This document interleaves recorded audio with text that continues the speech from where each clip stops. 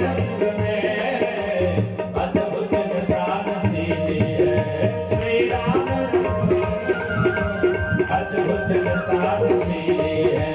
श्री राम रंग में अद्भुत निशान सीधी है। एक बार जिसको राम नाम की लत लग जाए फिर तो दुनिया मस्त है। हमें डर क्या जमाने से, हमारे दोस्त हारे हैं। कन्हैया दोस्त हैं अपने तो मालिक राम है। यही तो नशा है। गोस्वामी जी ने कहा कि ऐसे संशय चिन्ह भवानी महादेव तब कहा बखाने। याज्ञवल्क्य जी ने लेख कहा कि हे भरद्वाज जी महाराज, इसी प्रकार एक बार संशय भगवती सती मैया ने करी तो जो बखान भगवान भोलेनाथ ने करी हम तुमको समझ पा। अच्छा देखो, रामचरितमानस में जब जब एक बार लेख किया है तब तक कोई ना कोई घटना अवश्य घटी है। बाबा ने यहाँ एक बार और लेख किया है। एक बार त्रेता युग माहे शंभु गए कुंभज पाहे। संघ सती जग जननी भवानी पूजे ऋषि अखिलेश्वर जानी। यहां बाबा ने कहा एक बार क्यों लिखा? यहाँ एक बार का एक में भाव बता रहा हूं, शास्त्रों के अनुसार, पुराणों के अनुसार। बाबा क्यों गए दक्षिण भारत अर्थात काशी नगरी को छोड़कर के बाबा दक्षिण भारत क्यों गए? इसकी एक घटना है। स्कंद पुराण में बड़ा स्पष्ट लेख है। एक बार देवर्षि नारद जी महाराज विंध्य पर्वत के पास पधारे। विंध्य पर्वत से देवर्षि नारद जी ने कहा कि हम तो चाहते हैं कि पर्वतों में सबसे ऊंची संज्ञा तुझे दी जाए, लेकिन सूर्य तेरा कभी आदर नहीं करता। विंध्य पर्वत ने कहा, नारद जी ने कहा अगर तेरे में थोड़ी भी महिमा होती तो सूर्य तेरे पीछे झुकते, न कि अस्ताचल कहीं और होते, इसलिए तुझे में महिमा नहीं। विंध्य पर्वत ने कहा करें क्या? बोले अपनी महिमा को बतानी है तो कभी कभी व्यक्ति को कठोर होना पड़ता है। देखो, जीवन में हमेशा झुके रहोगे तो तोड़ दिए जाओगे। इसलिए कभी कभी अपनी पहचान बताने के लिए व्यक्ति को कठोर हो ही जाना चाहिए, अन्यथा तेरी उपहास उड़ाने में दुनिया में कोई कोर कसर नहीं छोड़ने वाला। नारद जी ने कहा एक बार तू कठोर होकर के देख, तेरी महिमा न बढ़ जाए तो कहना। अब तो विंध्य पर्वत ऊंचा होने लगा। ऊंचा होते होते होते होते भगवान सूर्य का ही मात्र, भगवान सूर्य का मात्र। इसको सही करो भैया।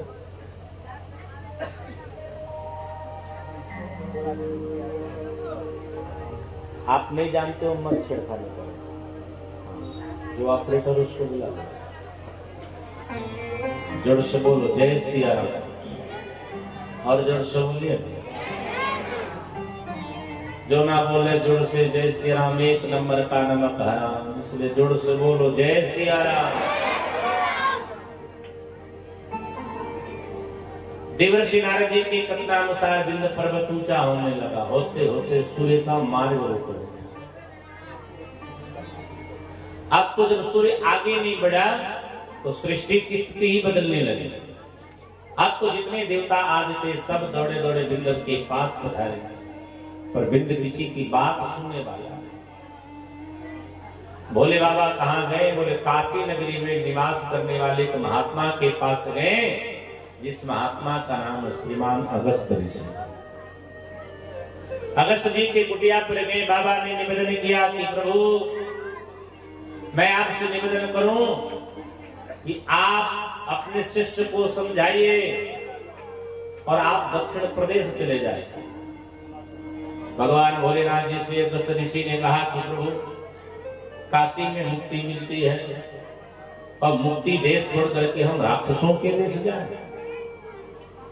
भोलेनाथ जी ने कहा कि जहां आप भजन करोगे वही मुक्ति आरंभ हो जाएगा।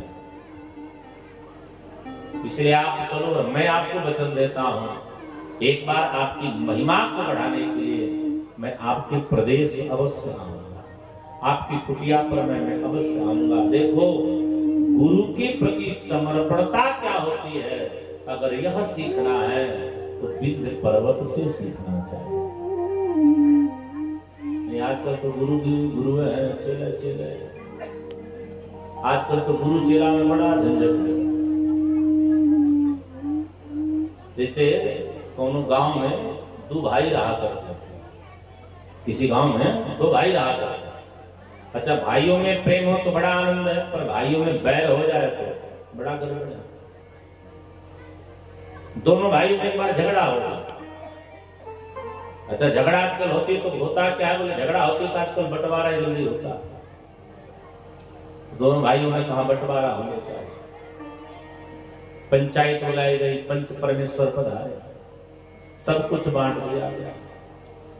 आजकल तो बंटवारा में रिश्तेदार भी बंट जाते हैं, जिसके तरफ माल पानी जाते हैं रिश्तेदार उधर खसक लेते हैं, गरीब वालों को कोई जल्दी ध्यान नहीं देता। तो सब लोग बांट दिए गए, खेती बाड़ी बर्तन आदि रिश्तेदार आज सब बट गए। तब बड़का ने कहा, पंच परमेश्वर अभी झंझट हम लोगों में फंसा है।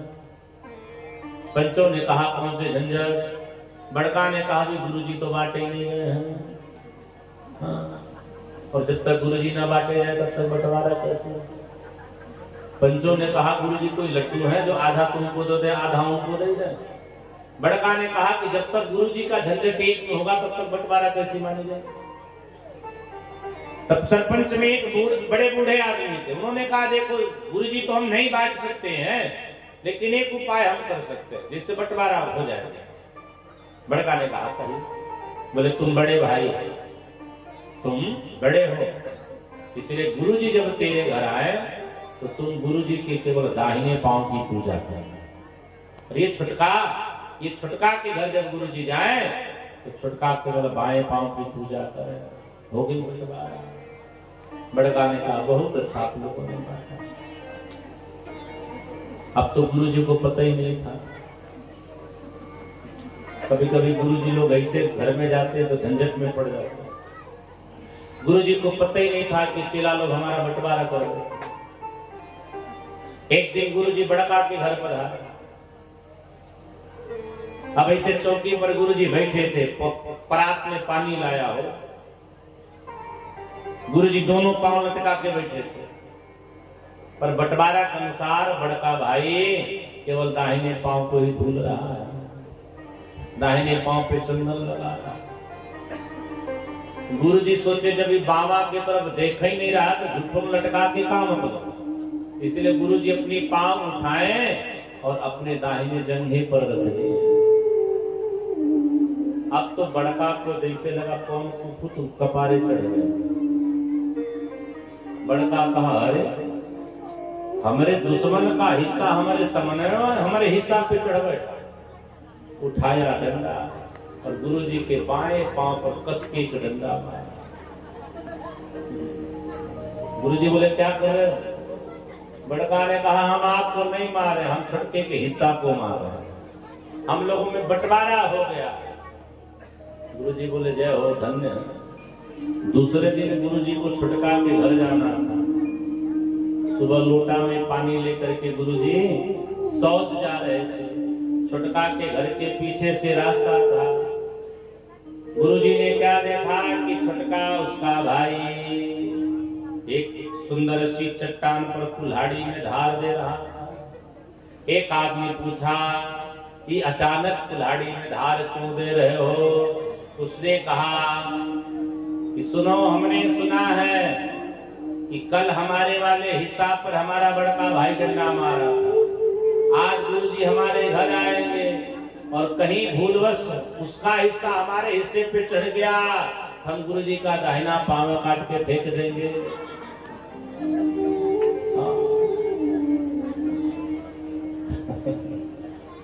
गुरुजी के 100 श्लोक है,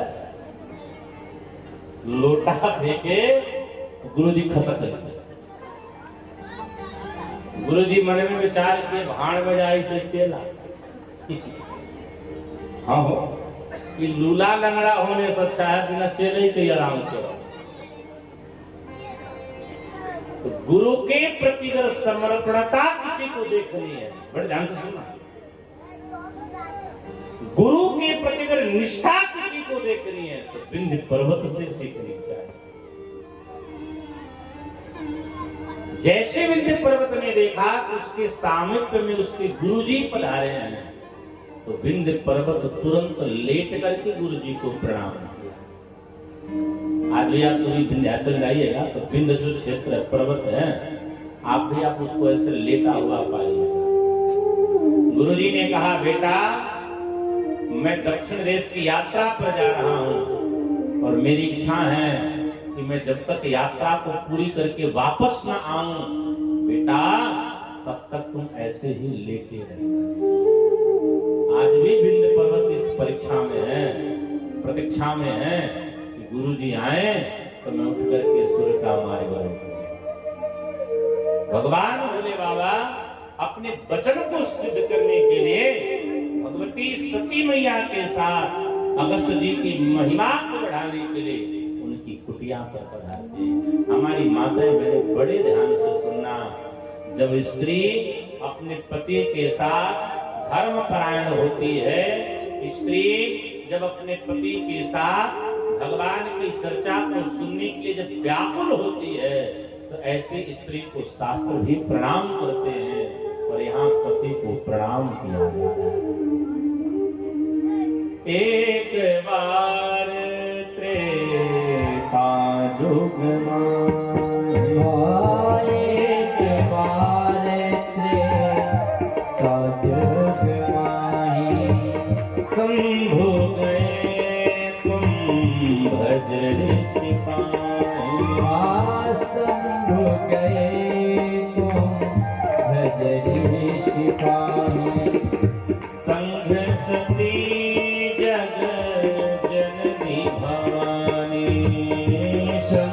सती जग जननी भवानी, पूजे ऋषि अखिलेश्वर जानी, पूजे ऋषि अखिलेश्वर जानी, राम कथा मुनि भजे बखानी, राम कथा मुनि भजे बखानी, ओ सुनी महेश परम सुख मानी, सुनी महेश परम सुख मानी।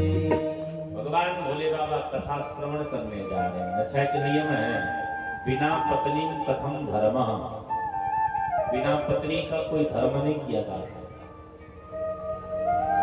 इसीलिए एक हम आपको बात बताऊं, ये बड़ी ही गुप्त बातें। इसीलिए जब भगवान राम श्री रामेश्वरम जी की जब स्थापना करते हैं तो भगवान राम आचार्य किसको बनाते हैं? बोले भगवान राम आचार्य रावण को बनाते हैं।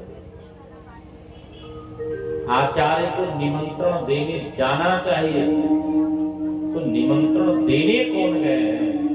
बोले निमंत्रण देने के लिए श्री जामवंत जी महाराज गए।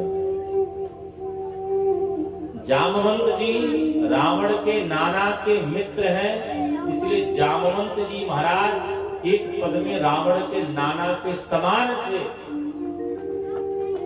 बड़े प्यार से सुनना, जामवंत जी महाराज जी को जब रावण ने अपनी नगरी में प्रवेश करके देखा तो रावण प्रसन्न हो गया।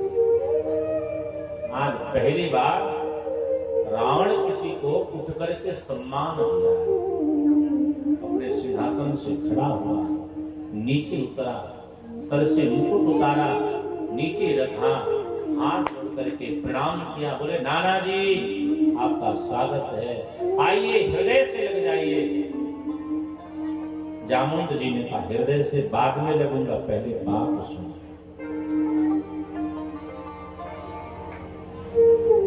इस पूरी पृथ्वी पर तुम जैसा कोई प्राकांड पंडित नहीं है। अच्छा एक बात तो क्या सुनो, जैसा यजमान होता वैसे ही पंडित खोजता है। ब्राह्मण की महिमा तब मंडित होती है जब सामने वाले यजमान भी श्रेष्ठ हो। तो तुम प्राकांड पंडित हो और इसलिए हम तेरे लिए परम योग्य यजमान हो गए। हम चाहते हैं कि तू एक पूजा कर। रावण ने कहा कैसे पूजा? जामवंत जी ने कहा एक पुरुष की किसी ने पत्नी का हरण कर लिया। देखो कितनी सुंदर बात लगा। जामवंत जी ने कहा एक पुरुष है जिसकी पत्नी का किसी ने हरण कर लिया है। वे अपनी पत्नी को प्राप्त करने के लिए उस हरण करने हुए पुरुष के ऊपर विजय प्राप्त करने के लिए भगवान भोलेनाथ जी की पूजा करना चाहते हैं और मैं चाहता हूं कि तुम उस पूजा के आचार्य बनो। रावण हंसने लगा। वो रावण हंस करके कहता नाना कहीं वो यजमान वनवासी राम तो नहीं है। जामवंत जी ने कहा तुमने ठीक समझा। बोल दक्षिणा क्या है? रावण ने कहा बात बताइए, उस वनवासी राम के पास पूजन की कोई सामग्री है? जामवंत जी ने कहा नहीं। देखो यजमान अगर कमजोर हो तो शास्त्र कहता है आचार्य को ही पूजन की सामग्री लेकर के जानी चाहिए। जामवंत जी ने कहा तेरा यजमान कमजोर है इसलिए पूजन की सामग्री भी तू लेकर के आ। कोई मुहूर्त बता दे। अब तो देखो नवग्रह जिसके दास हो, 27 नक्षत्र जिसकी सेविकाएं हो, अब उसे मुहूर्त की क्या बात? उसने कहा सूर्य यहाँ बैठो, चंद्रमा यहाँ बैठो, ये फला ढिमका यहाँ बैठो करके नक्षत्र बताया और कहा चलिए हम पूजन कराएंगे। पूजन कराने के लिए जब गया तो देखो यहाँ राम जी को आजान बाहु कहा गया। आजान बाहु क्या है? बोले आजान बाहु का भाव है जिसकी भुजाएं बड़ी लंबी हो, उसे शास्त्र आजान बाहु कहता है। भगवान राम अपने विशाल भुजाओं से सुंदर मिट्टी की पार्थिव लिंग बनाते हैं। तो नीति कहती है कि विवाह धर्म हो गया हो, जब तक पत्नी का शरीर न पूरा हो तब तक नीति कहती है कि पुरुष को जब कोई पूजन करना चाहिए तो बिना पत्नी का पूजन नहीं होना चाहिए। मैं जो बात कह रहा हूं सुनना। रावण बैठा, राम जी ने प्रणाम किया। रावण ने कहा यशस्वी भव। यजमान को जब आचार्य आशीर्वाद में तो 2 आशीर्वाद अवश्य देना चाहिए, यशस्वी भव विजयी भव। और रावण अपने आचार्य धर्म का निर्वहन कर रहा है। रावण ने राम जी को आशीर्वाद दिया, हे राम यशस्वी भव विजयी भव। पूजन की जब तैयारी हो गई तो राम जी से रावण ने कहा आपकी धर्म भार्या का। राम जी का सर नीचे हो। रावण ने कहा मैं अधूरा पूजा कभी नहीं करूंगा, क्योंकि जब मैं अगर अधूरा पूजा कराऊंगा तो पूजन कभी सफल नहीं हो सकता। इसलिए रावण ने अपने पुत्र इंद्रजीत को आदेश किया इनकी पत्नी को लाओ। लेकिन ऐ राम पत्नी की तरफ देखना नहीं, क्योंकि हमने हरण किया। और ऐ राम ये विश्व का पहला शत्रु है। ऐ राम ये ब्रह्मांड का पहला पंडित है जो अपनी मृत्यु को पाने के लिए, अपने शत्रु को विजयी बनाने के लिए अपने ही हाथों से अपनी मौत का निमंत्रण देगा। ध्यान से सुनना, बड़ा मैं स्पष्टीकरण बात करता हूं। देखो नाना पुराण निगमागम सम्मतम या यो मानो रामायण शतकोटि अपारा श्री हनुमत रामायण का स्पष्ट उल्लेख है कि इंद्रजीत ने सीता जी को लाई है। सीता जी बाम बाम सुशोभित भई हैं, पूजन हुआ है, पर राम जी कितने सत्यनिष्ठ हैं। सीता जी राम जी के साथ आधे घंटे तक थी और राम जी ने मुड़ करके देखा था। ये सत्यनिष्ठता। रावण जब पूजन करा बैठा तो यजमान का धर्म है कि दक्षिणा अपने मन से नहीं, यजमान का धर्म है कि दक्षिणा आचार्य के मन से देना चाहिए। राम जी ने रावण से कहा, हे आचार्य, आपको मैं दक्षिणा में क्या दूं? रावण हंसने लगा, बोले जिसके पास पूजन की सामग्री लाने की शक्ति नहीं है, जिसकी पत्नी ला करके मैं अधूरा पूजा सफल कराऊं, वो मुझे दक्षिणा देगा। राम जी ने कहा फिर भी तो कुछ ले लीजिए। तो रावण ने कहा अगर दक्षिणा ही देने का मन है, मेरी मौत हो तो सामने चले आना, एक बार जी भर के उस पल देख लूं तो मेरी सारी दक्षिणा पूरी हो जाए। तो नीति मेरा मूल जो कहने का तात्पर्य था, शास्त्र कहता है बिना पत्नी कथम धर्मः, बिना पत्नी का कभी धर्म सफल नहीं होता है। इसलिए भगवान भोलेनाथ जी सती जी के साथ गए। अच्छा एक बात गौर से सुनना, अगस्त ऋषि के इष्ट कौन है? बोले अगस्त ऋषि के इष्ट हैं भगवान शिव। क्या देखा है? आपका इष्ट आवे, इष्ट की अर्धांगिनी आती है तो नीति कहती है कि सामने सेवक का भाव बदल जाता है। वो स्वामी जी की लेखनी बदल गई कि संघ सती जब जननी भवानी, संघ सती जब जननी भवानी, पूजे ऋषि अखिलेश्वर जान, पूजे ऋषि अखिलेश्वर जानी। सती है, जगत की जननी है, उमा अंबिका भवानी है। अगस्त जी चरणों में लेट करके प्रणाम कर रहे हैं। मैया ने कहा महाराज हम कहाँ आए हैं? भगवान भोलेनाथ जी ने कहा देवी हम कथा सुनने आए हैं। मैया ने कहा बाबा एक बात तो कथा कौन सुनाएगा? भोलेनाथ जी ने कहा जो हमको प्रणाम कर रहा है वही सुनाएगा। भेद बुद्धि आई। मैया मन में विचार करने लगी, जब वक्ता ही श्रोता को साष्टांग प्रणाम कर रहा है तो वक्ता कथा क्या करेगा? मुझे बड़ी याद है भली भांति 2018 में श्री रामनवमी के पवित्र उत्सव पर दशरथ जी के आंगन में अचानक मेरे गुरु जी का आदेश हुआ, क्योंकि हमारे यहाँ का एक नियम है, राम विवाह, कार्तिक मेला और चैत्र की नवमी में राम कथा का आयोजन होता है। अचानक 5 दिन पहले मेरे गुरु जी का आदेश हुआ कि रामशंकर दास इस बार कथा तेरी होगी, तेरे मुख से हम कथा सुनेंगे। अब तो हमको ऐसा लगा कि 11,000 का बोल्ट वाला वो करंट लगता है। जिस आसन में हम लोग झाड़ू लगाए वहां हमारे लिए व्यासपीठ सजाई जा रही है। जिस आंगन में मैं आज भी हमारा नियम है, जब हम अयोध्या होते हैं तो आज भी हम लोग का एक नियम है कि झाड़ू लगाना हम नहीं भूलते। झाड़ू लगाना, 7 जनों के जूठी पत्थर उठाना, ये आज भी हमारे अंदर गुण है। आज भी मैं करता हूँ। हम सोचने लगे हम कथवा का करते, पर गुरु जी का व्यासपीठ पर जब गए तो अयोध्या के अनेक विभूति महात्मा जन बैठे, परम विद्वान कपूर जी, जिनकी वाणी हम लोग नीचे बैठ करके सुनते थे, वो हमारी वाणी सुनने के लिए बैठे थे। ये हमारी महिमा नहीं थी, गुरु जी की शब्दार का। अब तो हम थर थर थर थर कांपने लगे। सत्य घटना बता, एक बार हम व्यासपीठ पर बैठे, फिर नीचे उतर गए। महाराज जी बोले काहे नीचे बैठ रहे हो? हम बोले नीचे में हम कथा करें।